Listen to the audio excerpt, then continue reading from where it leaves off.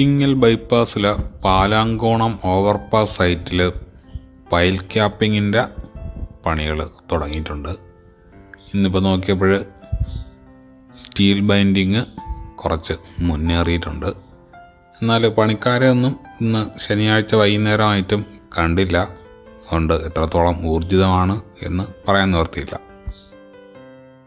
ഓവർപാസിൻ്റെ വടക്കേ അപ്രോച്ച് ഈ ഒരു രൂപത്തിലായിട്ട് കാലം കുറച്ചായി. അതിനുശേഷം പിന്നെ പുരോഗതിയൊന്നും ഉണ്ടായിട്ടില്ല. തെക്കേ അപ്രോച്ചിൽ ചിത്രത്തിൽ കാണുന്ന പോലെ സോയിൽ ടെസ്റ്റിംഗ് നടന്നുകൊണ്ടിരിക്കുകയാണ്.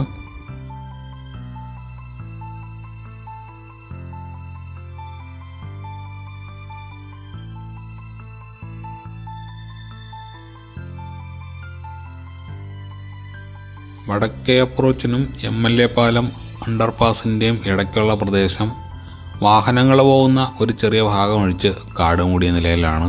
കാര്യമായ ഒരു പണിയും ഒരുപാട് കാലമായി ഇവിടെ നടന്നിട്ടില്ല.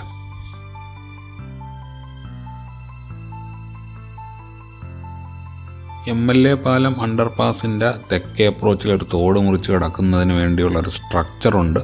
അതിന് വേണ്ടിയിട്ടുള്ള 3 പൈലിങ്ങുകൾ ഒരുപാട് കാലം മുമ്പ് ചെയ്തതാണ്. അതിന് പിന്നെ തുടർച്ചയായിട്ട് പണികളൊന്നും നടക്കുന്നില്ല.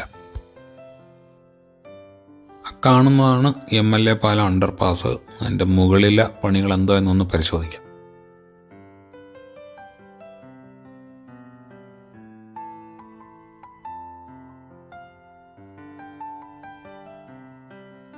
ഇത് മണമ്പൂർ സുബ്രഹ്മണ്യ സ്വാമി ക്ഷേത്രത്തിന് മുന്നിലെ അണ്ടർപാസാണ്.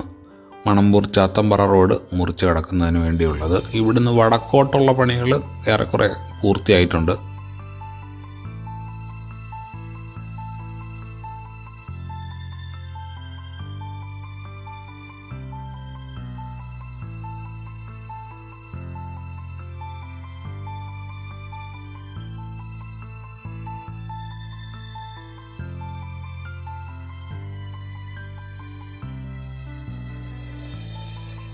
ആ കാണുന്നതാണ് MLA പാലം അണ്ടർപാസ്.